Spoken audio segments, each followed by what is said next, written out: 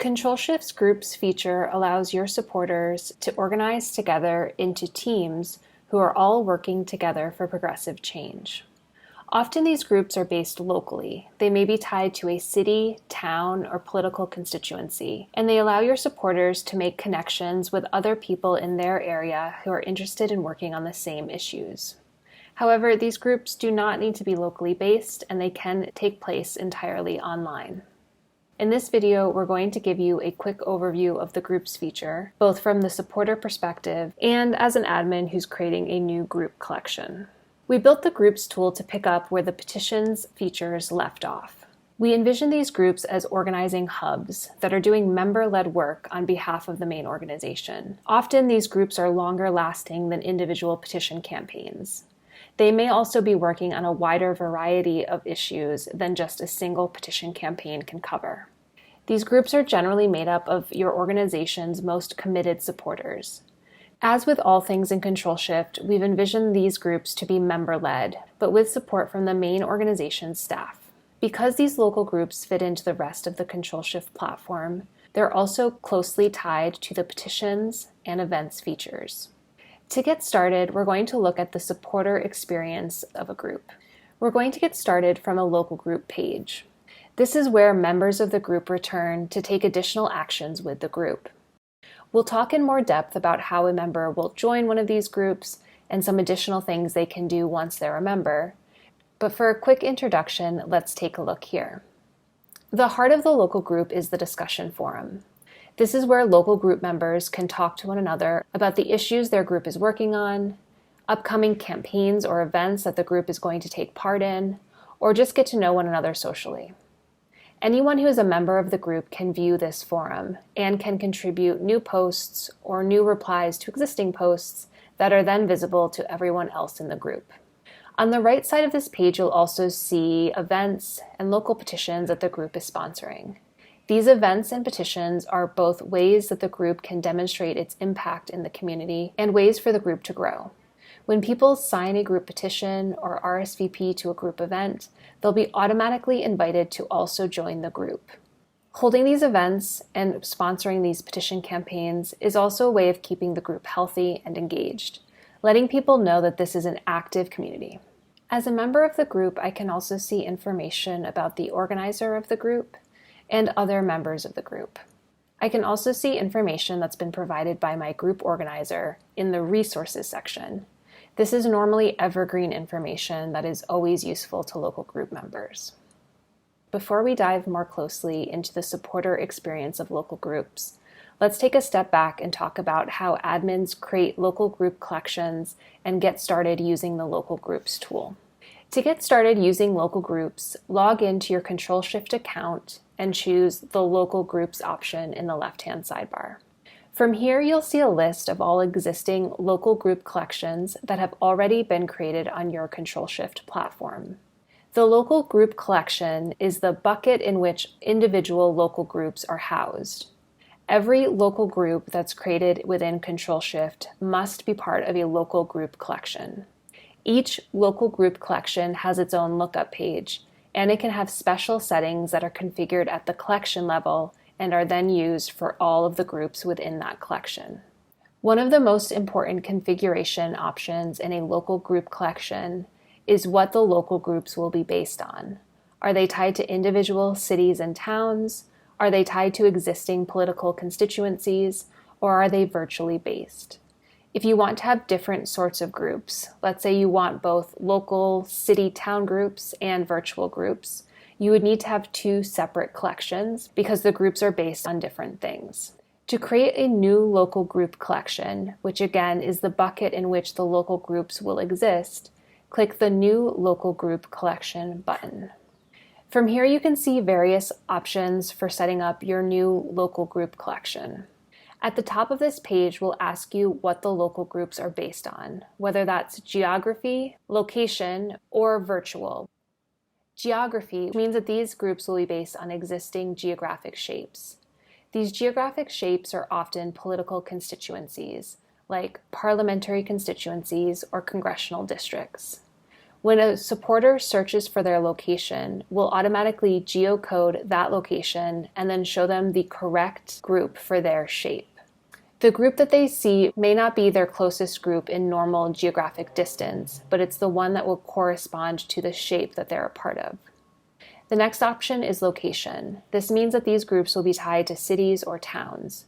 When someone enters their location to search for their local group, we will show them the closest group, as well as some other options nearby.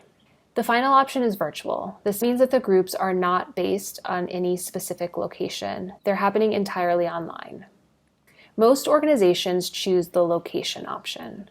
Unless you need your groups to be tied to a specific constituency, or you want them to happen entirely online, you'll want to choose the location option, which has the most flexibility for someone creating a new group and looking for groups near them. The next section asks for the name of this group collection. This name is not visible to members of the public, but it can be useful for admins to keep track of which collection contains which groups. If you check the default option, that means that we will use this group if a supporter or other site visitor goes to your organization/groups in their address bar. You can only have one default group collection. If you do not want your supporters to create new groups, you can check the Hide Group Creation box. You can also update this setting later on if you decide you no longer want to allow the creation of new groups. The default group name will be shown to supporters who are applying to create a new local group. They will be able to update this group name, but it can provide them with a starting point for what their group should be called. The content for Lookup page will be shown on the Group Collections Lookup page. You can use this text to explain why someone might be interested in joining a local group or expectations for group members and group organizers. The next section allows you to set a search radius for local groups. If a group falls within that search radius, we'll include it in search results. In the default notification level dropdown, you'll see 3 different options. When someone joins a local group, we'll ask them how often they want to be notified about new updates within the group. You can set a default notification level, though they will be able to change to one of the other notification levels if they'd like. When someone joins a local group, we'll send them an email welcoming them to that group. That email is set at the platform-wide level under Settings Content, but you can override it for an individual collection from here. Finally, the question for new organizer will be used when someone is applying to create a brand new group or to become a new organizer of an existing group. The question here can give you a little bit of information about who this new applicant is, what their previous experience looks like, and why they're interested in becoming a new organizer. The applicant's response to this question will be included in the moderation request, where you can then decide whether or not to approve their new organizer request. Once you've created your new local group collection, you'll be brought to this page. This is where you can see an overview of this local group collection. At the top of the sidebar, you'll see the Public Search Page button. This will take you to the Lookup page for this particular local group collection. The Public Search Page is where your supporters will get started in finding and potentially creating new local groups in this collection.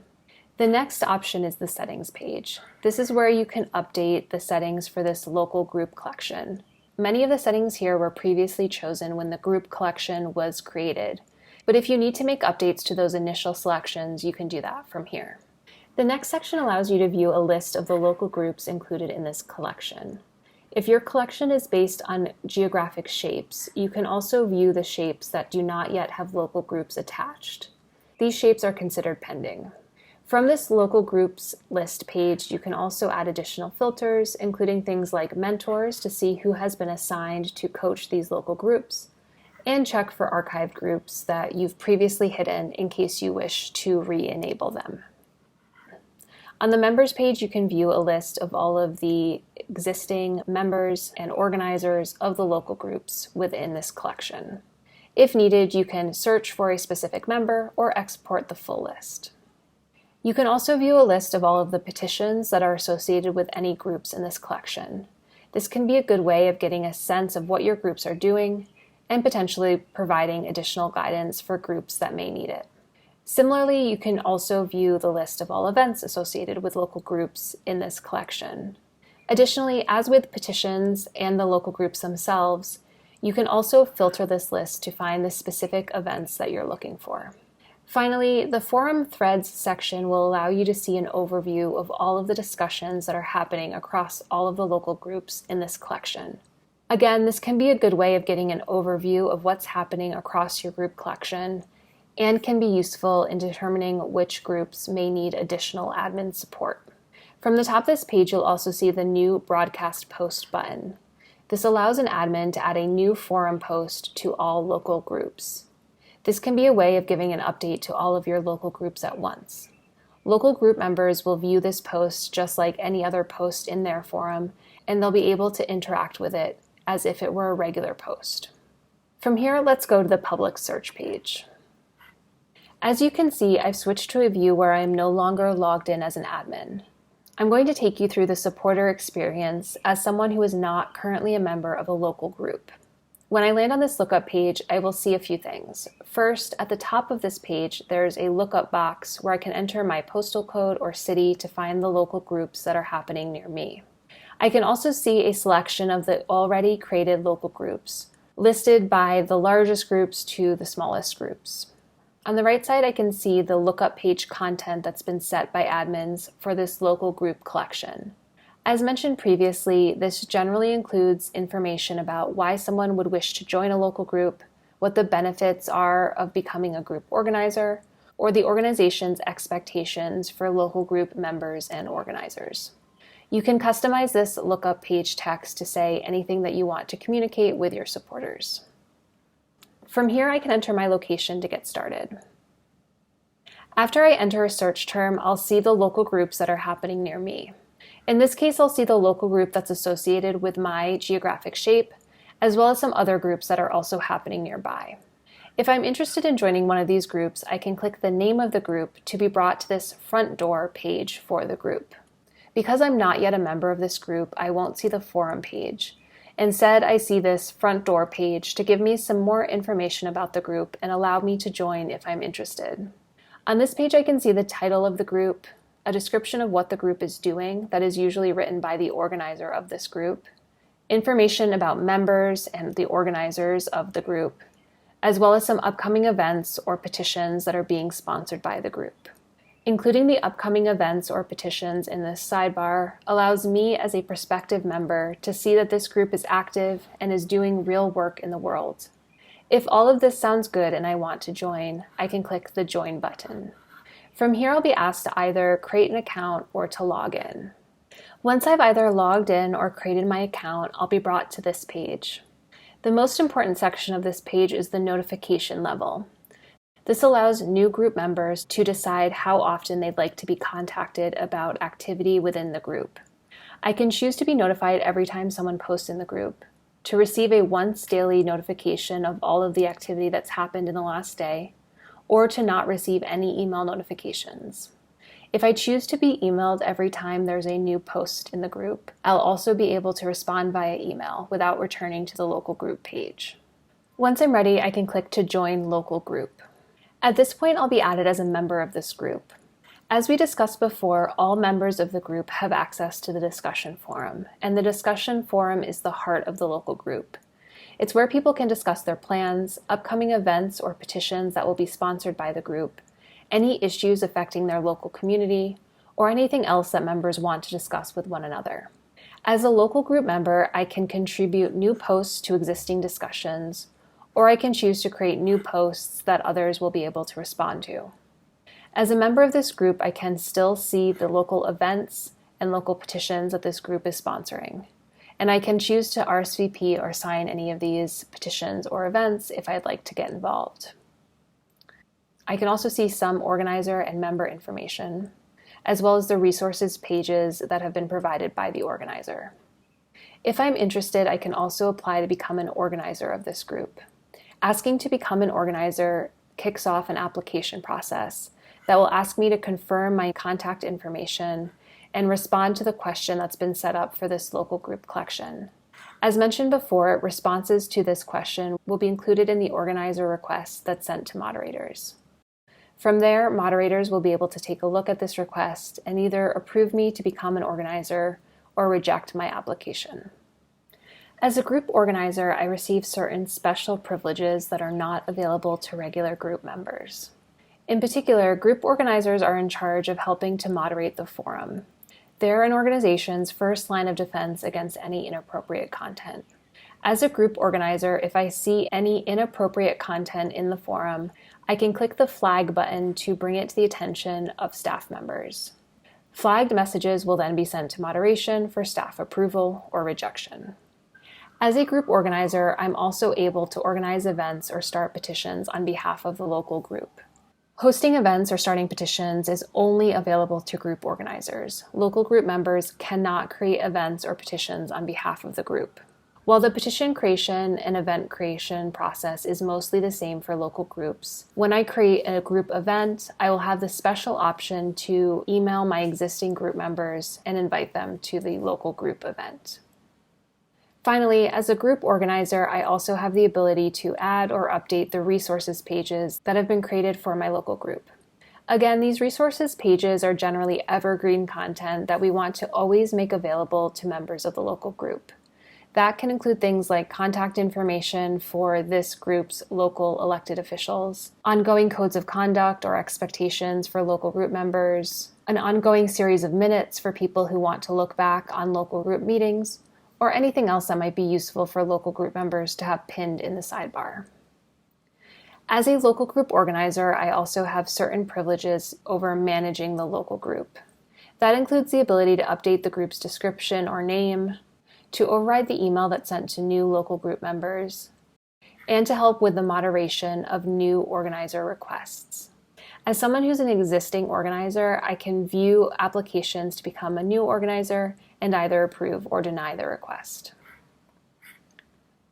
At any time as a local group organizer or as the member of a group, I can also choose to change my email preferences or to leave the group if I no longer wish to be a part of it.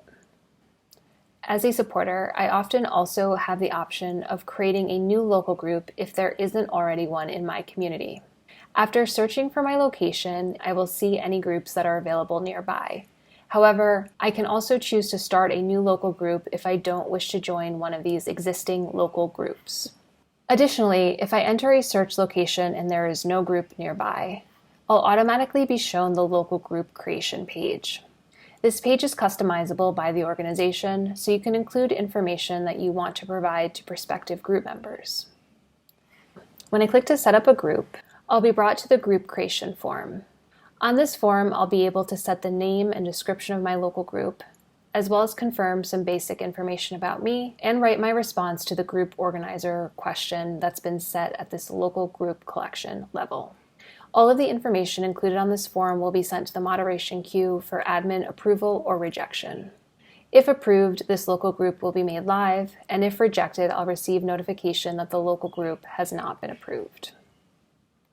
When a local group application is submitted, the new request will be added to the moderation queue, and admins with the appropriate privileges will be able to respond to the request. To moderate a new group request, click the Moderate button. This will open the moderation modal. In this moderation modal, you'll see the information that we have about this local group, including the name of the organizer, basic information about the local group, and the applicant's response to the organizer question. From here, you can choose to approve the group to make it live, or reject the group, which will remove the request and notify the applicant that their request has not been approved. On this page, you can also choose to assign a mentor at this stage if you'd like to do so. Like with new group applications, group organizer requests will also be sent to the moderation queue. These requests mean that the group has already been approved and already exists, but a group member is now asking to become a co-organizer of the group. As with the new group application, you can review the information we have about this applicant and then either approve or deny their request. The final item that will end up in the moderation queue are forum messages that the group organizer has asked for admins to review. To review a forum message, click the Moderate button to open the moderation modal. Here you'll see information about the message content, who flagged it, and why it was flagged. As with other types of moderation, you can then choose to approve the message, which will keep it visible in the forum, or remove the message if it's inappropriate and should no longer be visible. At the top of this page, you'll see two additional options. The first option allows you to require that messages from this member be moderated and approved by admins before they're publicly visible to other members of the group. You can also toggle the pre-moderation settings for an individual member from their member page. You can also choose to remove this messages writer from the local group. When you're done choosing those two options, and you've chosen a moderation status for this message, click the Moderate button to complete the request. A few final admin things to know about local groups and local group collections. I mentioned that from the local group collection page, you can see more information about local groups, the petitions and events that they're sponsoring, and the members of a local group. It's also possible to see more detailed information for an individual group by going to the local groups page and clicking Admin. You can also choose the Admin button from the public-facing group page if you have the appropriate permissions. This group admin page will allow you to see more detailed information about this specific local group, including statistics about the group, its current mentor, the locations it's based on, any labels that have been assigned, as well as the group's region if your organization is using regions. From this page, you can also choose to either archive or delete the group. Archiving a group means that you'll remove the existing group members and all public listings, but you can bring the group back later without any existing content if you decide to. Deleting a group will permanently remove all records from the platform, and it cannot be undone. From this page, you can also see the individual events that are associated with this specific group. If needed, you can also move an event into the local group. This would be an event that was not created through the local group's event creation flow, but should be associated with the group going forward. Similarly, you can see the petitions that are associated with this local group, and you can also associate petitions with the group if that association doesn't already exist. Finally, you can see the individual organizers and members of this specific local group and perform exports of just this local group's organizer and member information if needed. If you have any questions about local groups, their management, or the supporter experience, please feel free to reach out to our support team. Thank you.